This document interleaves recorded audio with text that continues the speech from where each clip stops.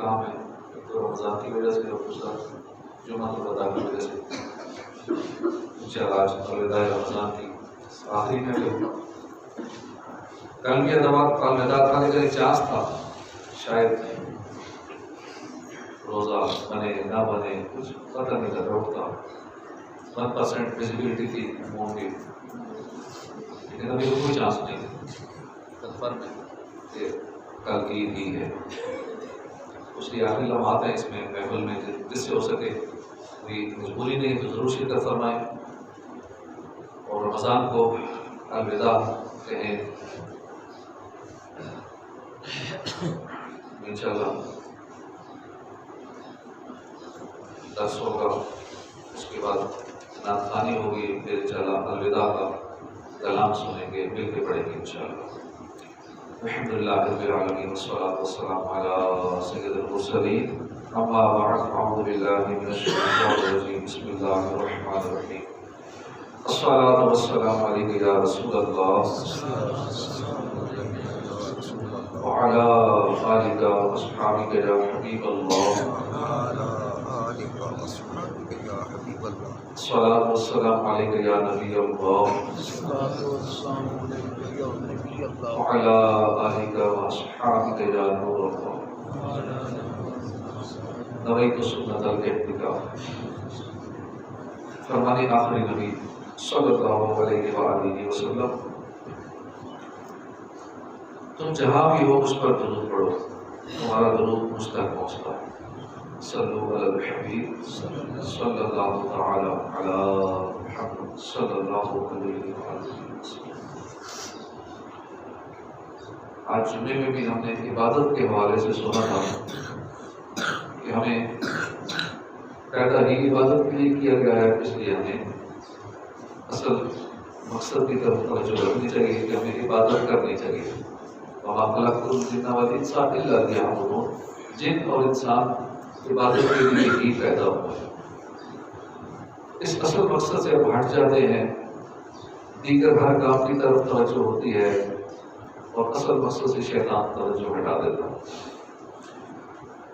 عبادت میں جن کو لذت نصیب ہو جاتی ہے وہ بڑے خوش نصیب لوگ ہوتے ہیں، ورنہ جس کو لذت نہیں ملتی اس کے لیے وہ بہت مشکل ہوتا ہے۔ پہاڑ لگتی ہے اس کو، چھوٹا سا عمل اس کو بہت بڑا لگتا ہے، 2 رکعت تہجد اس کے لیے پتہ نہیں کیا چیز بن جاتے ہیں۔ اسلام کو چاہے کو تو پتہ نہیں کیا سمجھتا ہے کہ بہت ہی مشکل ترین کام ہے، دیگر نوافل کو، ذکر و اذکار کو بہت مشکل سمجھتا ہے۔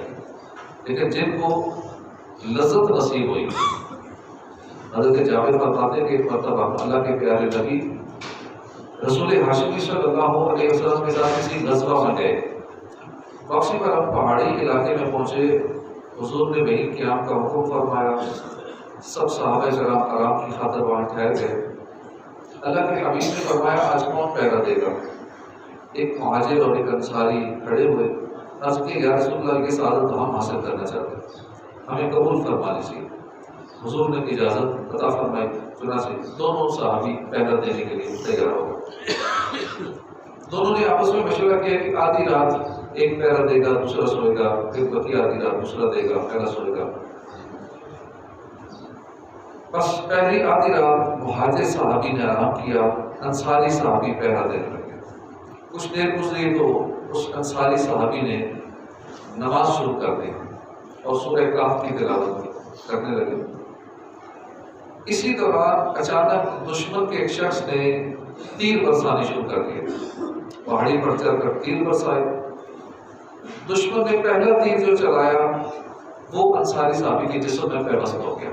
آپ نماز پڑھ رہے تھے، اللہ اکبر، ذوق عبادت دیکھیے، انصاری صحابی کے جسم میں تیر پیوست ہو چکا تھا، حرکت نہیں کی، نماز پڑھ رہے۔ نماز کی لذت میں ایسے گھومتے کہ تکلیف محسوس نہیں، یہ ہوتی ہے نماز کی لذت، ساری توجہ نماز کے اندر۔ نماز جاری لگی، دشمن نے دوسرا تیر مارا، وہ بھی جسم کے اندر پیوست ہو گیا، نماز نہیں توڑی۔ تیسرا تیر مارا، جسم میں پیوست ہو گیا۔ اب انہوں نے جلدی سے رکوع کیا، سجدہ کیا، نماز مکمل کی۔ تیر جسم میں پیوست ہے، سلام دے گا، نماز مکمل کی، اپنے ساتھی کو جگایا۔ تیر برسانے والے کافر نے جب دیکھا کہ یہ اکیلے نہیں ہیں، ان کے رفقا کے ساتھ، وہ فوراً بھاگ گیا۔ ادھر مہاجر صحابی نے اپنے ساتھی کو زخمی حالت میں دیکھا تو جلدی جلدی ان کے جسم سے تیر نکالے، پوچھا آپ پر دشمن نے حملہ کیا، آپ نے مجھے جگایا کیوں نہیں؟ اس پر نماز اور قرآن کی شہدائی صحابی نے کہا میں نے نماز میں ایک سورت تلاوت کرنی شروع کی ہوئی، میں نے یہ گوارا نہیں کیا اس سورت کو ادھورا چھوڑ کر نماز توڑ ڈالوں۔ خدا کی قسم اگر مجھے حضور نے پہلے کی ذمہ داری نہ دی ہوتی تو میں اپنی جان دے دیتا، سورت پوری مکمل کرنے عبادت میں، ریاضت میں، تلاوت میں لگا دے دے، رجب کا واسطہ، رمضان کا واسطہ دیتا ہوں، فرما دے کرم ہونا۔ حضرت عروہ بن زبیر کے پاؤں میں ایک مرتبہ آکلا ہو گیا، ایک پھوڑے کو کہتے ہیں آکلا، جس سے گوشت سڑ جاتا ہے اور چڑھنے لگتا ہے، اسے آکلا کہتے ہیں۔ طبیبوں نے یہ تجویز کیا کہ آپ کا پاؤں کاٹ دیا جائے گا تاکہ یہ زخم پورے جسم میں نہ پھیل جائے، لیکن آپ اس پر راضی نہ ہو، مسلسل انکار کرتے رہے۔ آخر ڈاکٹر حضرات سے کہا گیا کہ جب یہ نماز کے اندر ہو تو اس وقت ان کا پاؤں کاٹ دے۔ ڈاکٹر نے ایسا ہی کیا، آپ نماز ادا فرماتے آپ کا پاؤں کاٹ دیا، قربان جائے گی۔ حضرت عروہ اتنی دل جمی کے ساتھ محو نماز تھے کہ پاؤں کاٹ گیا احساس تک نہیں ہو، نہ بے ہوشی کی دوائی، نہ کوئی اور، جاگتی حالت میں، نماز کی حالت میں پاؤں کاٹا گیا، تکلیف نہیں، محسوس نہیں، توجہ ساری نماز میں۔ مانند شمع تیری طرف لو لگی رہے، دے لطف میری جان کو سوز و گداز کا۔ جن کو لطف مل جاتا ہے سوز و گداز کا، اور پھر باقی چیزوں سے بے نیاز ہو جاتے ہیں۔ امام احمد حنبل لکھتے ہیں حضرت مسلم بن یسار ایک مرتبہ نماز ادا فرما رہے تھے، اچانک آپ کے قریب کسی سبب سے آگ بھڑک اٹھی، اتنے نماز میں محو تھے کہ آپ کو آگ لگنے کا احساس ہی نہ ہوا، یہاں تک کہ لوگوں نے آ کر آپ کو جائے۔ ایک صحابی حضرت عبداللہ بن زبیر کو بھی لذت عبادت کا بہت حصہ نصیب ہوتا، انتہائی خشوع و خضوع کے ساتھ نماز ادا فرمایا کرتے تھے۔ ایک مرتبہ آپ نماز پڑھ رہے تھے، قریب ہی آپ کا ننھا سا بچہ موجود تھا، اچانک چھت سے ایک سانپ بچے کے قریب گر پڑا، لوگوں نے شور مچایا سانپ سانپ سانپ، آخر کار سانپ کو مار دیا۔ اتنا کچھ ہونے کے باوجود آپ نماز پڑھتے رہے، آپ کو پتہ نہیں چلا۔ حضرت عبداللہ بن زبیر جب سجدے میں جاتے اتنا لمبا سجدہ کرتے کہ چڑیاں آپ کی پیٹھ پر بیٹھ جاتی، وہ سمجھتی تھی شاید کوئی دیوار ہے، اوپر آپ کی چڑیاں پرندے بیٹھ جاتے۔ حضرت ابن ابو ملیکہ رحمۃ اللہ علیہ فرماتے خدا کی قسم حضرت عبداللہ بن زبیر جیسا کوئی نہ دیکھا۔ ایک دن آپ نماز پر ادا فرما رہے تھے کہ منجنیق پتھر پھینکنے والی تو پرانے زمانے میں ہوتی ہے، اس سے چلایا ہوا ایک پتھر آپ کی داڑھی اور سینے کے درمیان سے گزرا، مگر آپ خشوع و خضوع سے نماز ادا فرماتے ہیں۔ خدا کی قسم آپ کی آنکھوں میں کوئی خوف دیکھنے میں نہ آیا اور نہ ہی قرات میں کوئی فرق آیا، آپ اطمینان سے جیسے نماز ادا فرما رہے تھے اسی طرح نماز ادا فرما رہے تھے۔ اسی طرح رابعہ بصریہ دن رات عبادت میں مصروف رہتی، روزانہ 1000 نوافل ادا کیا کرتی، 50 سال ایسے گزار دیے کہ تکیے پہ سر نہیں رکھا۔ طبیع الغافلین میں ہے کہ ایک روز حضرت رابعہ بصریہ نماز ادا کر رہی تھی، جب آپ سجدے میں گئی چٹائی کا ایک تنکا آپ کی آنکھ میں چلا گیا۔ پہلے دور میں جس طرح کی تنکوں والی چٹائی ہوتی تھی وہ تنکا آنکھ میں چلا گیا، آپ نماز ادا کرتے ہیں۔ اتنی دل جمی سے اللہ کی بارگاہ میں متوجہ تھی کہ تنکا آنکھ میں چلا گیا، احساس ہی نہیں ہو۔ میر عبد الواحد بلگرامی لکھتے ہیں نماز کے بعد آپ نے کسی سے فرمایا دیکھو سے میری آنکھ میں کچھ چیز کھٹک گئی، دیکھا گیا تو مصلی کا نوکیلا تنکا آنکھ کے اندر گھسا ہوا چھپا ہوا تھا، آنکھ زخمی ہو چکی تھی۔ اللہ اکبر، غور کیجیے، آنکھ بہت نازک حصہ ہے جسم کا، معمولی سا ذرہ چل جائے آدمی تڑپ جاتا ہے، مگر عبادت کی کیسی انوکھی لذت ہے۔ حضرت رابعہ بصریہ کی آنکھ میں تنکا گیا، آنکھ زخمی ہو گئی، اس کے باوجود آپ کو خبر تک نہ ہو۔ اللہ پاک ہمیں ایسی لذت نصیب ہو۔ ہمارے بزرگان دین کیسے خشوع و خضوع کے ساتھ نماز ادا کرتے تھے، ہم غور کریں کہ ہماری زندگی کی ایک نماز بھی ایسی تھی کہ جس میں ہر چیز سے ہم بے نیاز ہو گئے، زخمی ہو گئے، کٹ گئے، ہمیں پتہ ہی چلا، تو ذرا سے ویسے توجہ ہوتی نہیں نماز میں، توجہ ہی ظاہری بات ہوتی ہے۔ اللہ پاک ہمیں بھی ایسی لذت نصیب فرمائے۔ امام حسن بصری فرماتے ہیں لوگ نماز، قرآن، دعا، ان تین چیزوں کی حلاوت سے محروم ہو گئے۔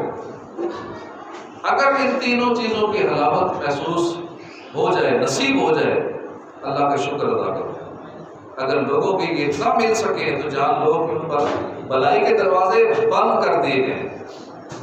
جن کو نماز میں، قرآن میں، ذکر میں، تلاوت میں لذت نہیں مل رہی، مزہ نہیں آ رہا، وہ والی لذت جن کا آپ نے سنا، ایسی لذت کہ کوئی تیر بھی لگ جائے تو توجہ ادھر نہ جائے، جسم کٹ جائے، پاؤں کٹ جائے، توجہ ادھر نہ جائے، توجہ ساری تلاوت میں رہے، ساری توجہ نماز میں رہے، ایسا بندہ اس نشے میں کھویا رہے۔ ہمیں بھی اللہ کے ایسی نصیب ہو جائے۔ اگر ایسی کسی کو نہ مل سکے تو جان لو ان پر بھلائی کے دروازے بند ہو گئے۔ غور فرمائیے، نماز، تلاوت، دعا، اب دعا میں بھی توجہ ہماری آگے پیچھے ہوتی ہے، دعا میں بھی ساری توجہ ادھر ہونی چاہیے، جسم کٹ جائے پتہ ہی نہیں چلے، مطلب میری دعا میں لگا ہے۔ افسوس ہمارا حال کچھ ایسا ہے، نمازوں میں ہمارا دل نہیں لگتا۔ تلاوت کی بات کی جائے، کئی مہینے تلاوت کی طرف توجہ نہیں ہوتی، تلاوت کرتے نہیں ہیں اور کرتے ہیں توجہ نہیں ہوتی۔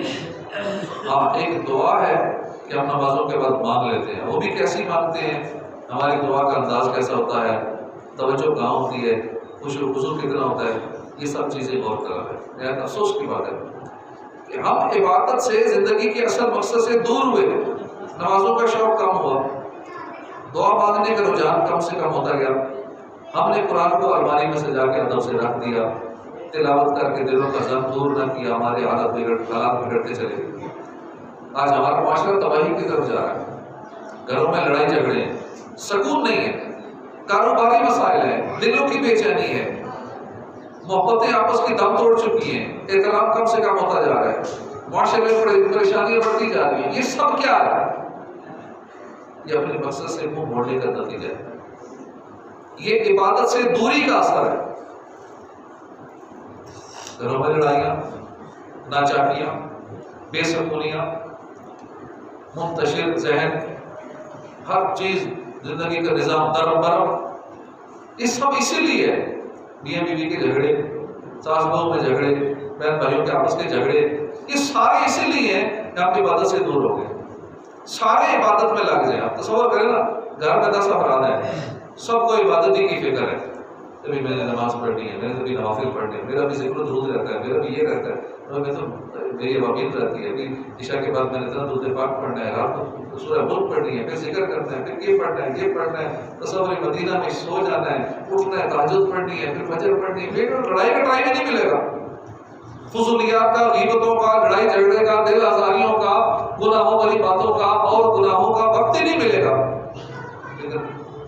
عبادت کی طرف توجہ نہیں ہے تو باقی ہر کام کی طرف توجہ ہے، اسی لیے گھروں کا سکون برباد ہو گیا۔ اگر ہم چاہتے ہیں کہ ہمارے گھروں میں سکون آ جائے، سارے آپس میں اتفاق اتحاد سے رہیں، محبتیں بڑھ جائیں، ساری عبادت میں لگ جائیں، اپنی ساری توجہ ادھر کر دیں، ادھر نہیں کریں گے تو پھر شیطان وہی کروائے گا، جو کرنے والے کام نہیں کرتا پھر نہ کرنے والے کاموں میں لگ جاتا۔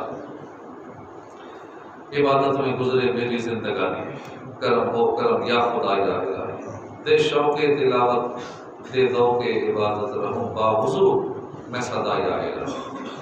ہم اگر سکون چاہتے ہیں، دنیا اور آخرت میں کامیابی چاہتے ہیں، تو اس کے لیے ہمیں اپنے مقصد سے جڑنا ہوگا، اپنے بزرگوں کی سیرت سے رہنمائی لینی ہوگی، عبادت میں دل لگانا ہوگا، اس کے سوا انسان کی عزت کا کوئی طریقہ نہیں۔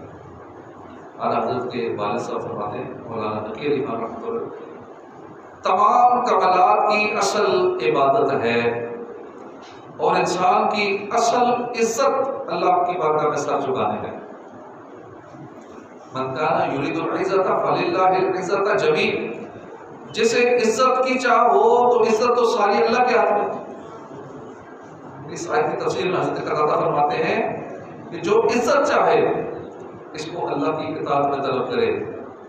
عزت بندگی سے ملتی ہے، عزت دنیا داروں کی ٹی سی سے نہیں ملتی، عزت دنیا داروں کے بڑے بڑے عہدوں والوں سے تعلقات بنانے سے نہیں ملتی، زندگی گزار دیتے ہیں سیاسیوں کے لیے بھاگ دوڑ کرتے ہوئے، ووٹ اکٹھے کرتے ہوئے، دین کے مانتے ہوئے، تو پھر رب کے نہیں مانتے۔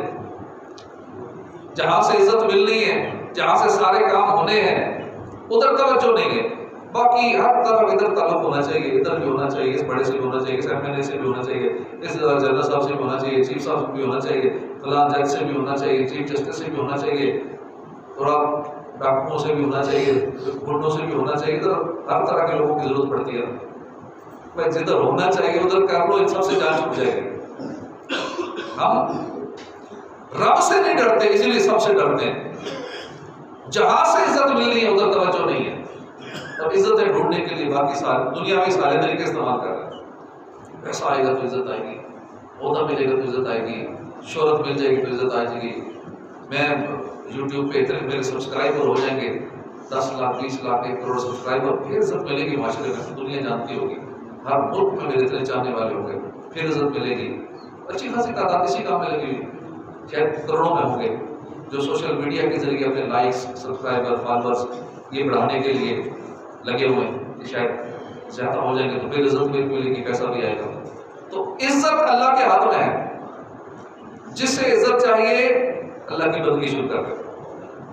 عموماً ذہنوں میں یہ خلش رہتی ہے کہ ہم نماز پڑھتے ہیں، تلاوت بھی کرتے ہیں، جتنی ہو سکے عبادت بھی کرتے ہیں، مگر دل نہیں لگتا عبادت میں، عبادت کی لذت نصیب نہیں ہوتی۔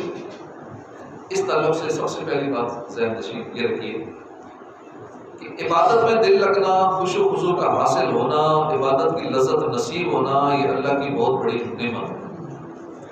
البتہ اگر یہ نعمت نہ بھی ملے تب بھی عبادت جاری رکھنی چاہیے۔ بعض لوگ لذت عبادت نہ ملنے کے سبب عبادت ہی چھوڑ دیتے ہیں، مزہ جب نماز میں مزہ ہی نہیں آتا چھوڑو، جب تلاوت میں مزہ ہی نہیں آ رہا، درود پاک پڑھتے مزہ ہی نہیں آ رہا تو چلو چھوڑ دو۔ ایسوں کو سمجھاتے ہوئے امیر علیہ سنت فرماتے ہیں دل لگے نہ لگے لگے رہو، عبادت میں دل لگے نہ لگے لگے رہو۔ لہذا عبادت کی لذت نہ بھی ملے، دل نہ بھی لگے، پھر بھی عبادت کرتے رہو، اللہ نے چاہا تو ایک دن لذت بھی مل جائے گی۔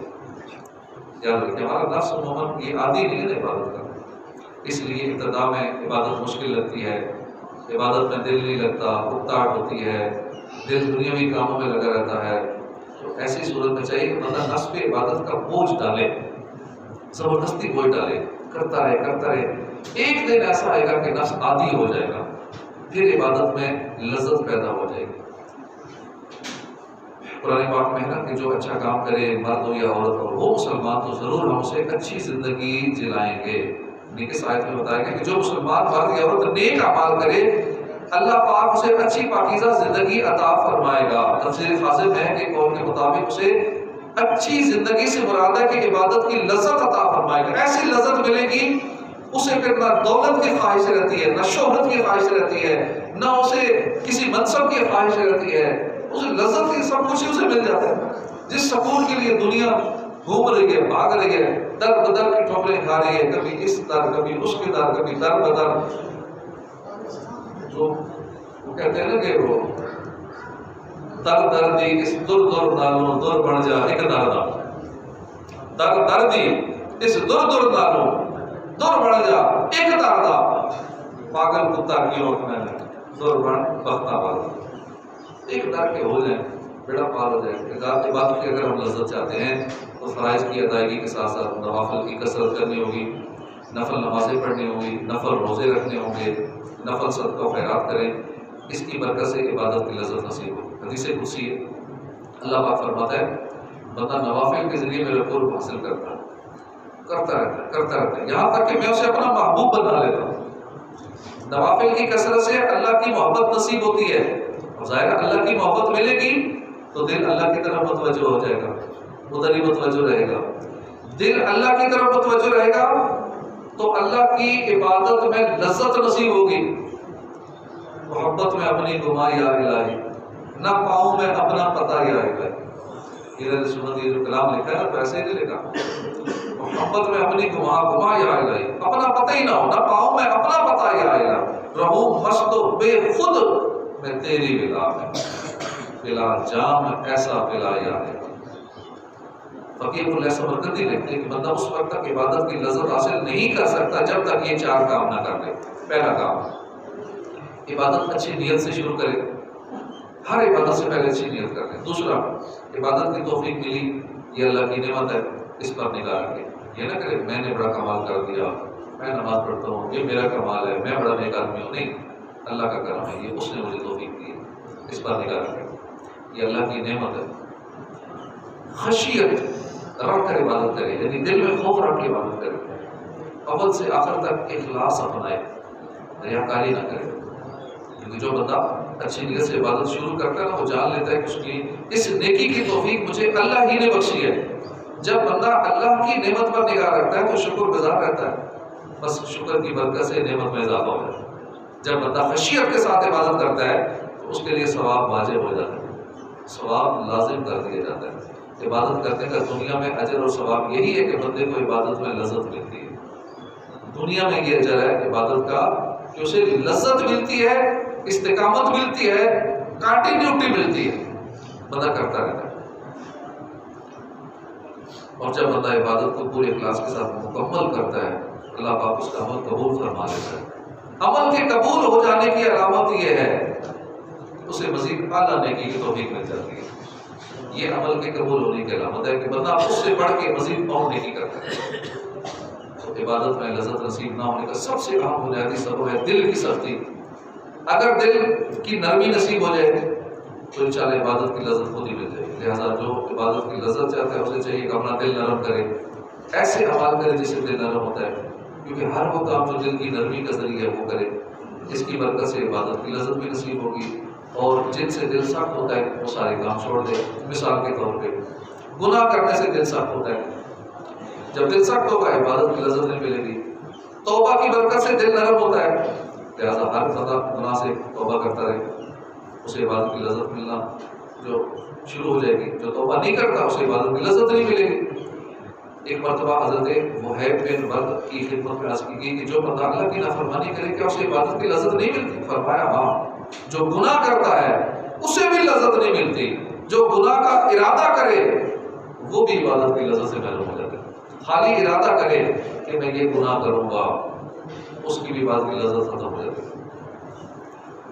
اسی طرح گانے باجے، جھوٹ، غیبت، چغلی، دیگر گناہ، ادھر کی باتیں ادھر، ادھر کی باتیں ادھر، نماز پڑھنے میں دیگر معاملات میں لطف دیا کہ جو ان گناہوں میں پڑھو، عبادت کی لذت سے محروم ہو جاتا ہے۔ لہذا جو چاہتا ہے کہ عبادت میں دل لگے، نمازوں میں لطف آئے، تلاوت میں آنسو بہیں، اللہ کی بارگاہ میں مناجات کی لذت ملے اور مناجات کرے، الوداع رمضان پڑھے تو اس کے آنسو نکلیں، درود شریف پڑھے تو دل عشق مصطفیٰ سے لبریز ہو جائے، گنبد خضرا کا تصور بن جایا کرے، تنگ خیالات جو ہے یہ تنگ نہ کریں عبادت کے دوران۔ اسے چاہیے کہ گانے والے سننے سے بچے، آنکھوں کو، کانوں کو، ہاتھوں کو، دیگر اعضاء کو گناہوں سے بچائے، فضول گوئی سے بچے، جھوٹ سے بچے، غیبت، چغلی، الزام تراشی وغیرہ ہر دم ان چیز سے بچتا رہے۔ انشاءاللہ دل نرم ہوگا، عبادت میں لذت ملے گی۔ جو بندہ لذت عبادت کا طلبگار ہے اسے چاہیے کہ دل سے دنیا کی محبت نکال دے، یہ بھی بڑی خطرناک ہے۔ جب تک دل میں دنیا کی محبت ہے عبادت کی لذت نہیں مل سکتی۔ آخرت کی فکر اپنائے، اس کی برکت سے عبادت میں یکسوئی مل جائے گی، عبادت کی لذت مل جائے گی۔ حضرت عبداللہ قرشی فرماتے ہیں کہ ایک شخص نے کسی نیک بزرگ کی خدمت میں عرض کیا، علی جب میں نیکی کرتا ہوں مگر دل میں نیکی کی لذت نہیں پاتا۔ اللہ کے بندے نے فرمایا تمہارے دل میں ابلیس کی بیٹی جو رہتی ہے، یعنی دنیا کو ابلیس کی بیٹی کہا جاتا ہے، کہ ابلیس کی بیٹی تمہارے دل میں رہتی ہے، اور یقیناً باپ اپنی بیٹی سے ملنے تو آئے گا، جب تک ابلیس کی بیٹی ہے تمہارے دل میں وہ ملنے آتا رہے گا بیٹی سے۔ یہ وجہ ہے تمہیں نیکی کی لذت نہیں ملتی۔ روایت ہے کہ اللہ نے اپنے نبی داؤد علیہ السلام کو فرمایا، داؤد اگر مجھ سے محبت کرتے ہو تو دنیا کی محبت سے نکالو، بے شک میری محبت اور دنیا کی محبت ایک دل میں جمع نہیں ہو سکتی۔ ایک مرتبہ عیسیٰ علیہ السلام نے اپنے حواریوں کو فرمایا، مردوں کے پاس مت بیٹھا کرو ورنہ تمہارے دل مردہ ہو جائیں گے۔ مردے کون ہیں؟ فرمایا دنیا میں جو رغبت رکھنے والا ہے وہ مردہ ہے، دنیا سے محبت کرنے والے مردہ ہے۔ میرا دل پاک ہو سرکار دنیا کی محبت سے، مجھے ہو جائے نفرت کاش آقا مال و دولت سے۔ اس طرح لذیذ چیزیں کھانے سے بھی، کئی لوگ بڑے کھانے پینے کے زیادہ شوقین ہوتے ہیں اور پھر اچھی نیتیں بھی نہیں کرتے، چلو اچھی نیت کر لیں تو کوئی معاملہ سیدھا ہو جاتا ہے. ویسے خالی لذت کے لیے مزے کے لیے چیزیں کھائیں تو فلاں چیز کھائیں تو برگر کھائیں تو نہ جانے کیا کیا صرف لذت کے لیے اچھی نیتیں شامل نہیں کرتے تو اس سے بھی دل سخت ہو جاتا ہے. لذت عبادت کا جو طلبگار ہے نا اسے چاہیے کہ بھوک سے کم کھانے کی عادت بنائے. ابراہیم بن ادم فرماتے ہیں کوئی لبنان میں کئی اولیاء سے ملا ہوں ان کی صحبت میں رہا ہوں ہر ایک نے مجھے یہی کہا ہے کہ جب لوگوں میں جاؤ تو انہیں چار باتوں کی نصیحت کرنا. ان میں سے ایک نصیحت یہ کہ جو زیادہ کھائے گا اسے عبادت کی لذت نہیں ملے گی. امام غزالی فرماتے ہیں راہ آخرت پر چلنے والے بزرگان دین کی مبارک عادت تھی کہ وہ سالن ہمیشہ نہیں بلکہ کبھی کبھی کھاتے تھے. ہم تو تینوں کا ایک سالن کرتے نفس کی خواہشات سے بچتے تھے کیونکہ انسان کی اگر خواہش کے مطابق لذیذ چیز کھاتا رہے گا تو نفس سرکش ہو جائے گا. جو دل کرے وہی کھاتا رہے گا تو نفس سرکش ہو جائے گا. اس لیے جو دل نہیں کرتا کبھی وہ نہیں کھانا چاہیے. دل میں سختی پیدا ہو جائے گی اگر روز ہی مرضی کے کھاتا رہے گا تینوں ٹائم مرضی کے کھائے گا بلکہ ہر چیز ہی مرضی کھائے گا کہ نہیں میرا اس چیز کا دل یہ کھانا ہے مرضی کرے گا ہر کام معاملے میں تو پھر نفس سرکش ہو جائے گا اور سخت ہو جائے گا. دل میں سختی پیدا ہو جائے گی.